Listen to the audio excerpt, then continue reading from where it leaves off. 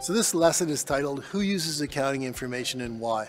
So in short, everybody needs to use your accounting information and the information from your business. Anyone who is a stakeholder in your business needs to understand what's going on inside of your business in the concise and consistent format that they expect. So who are these stakeholders and why do they get to know what's going on inside of our business? Well, these stakeholders are things like banks, unions, investors, governments. Everybody wants to know what's going on inside of our business.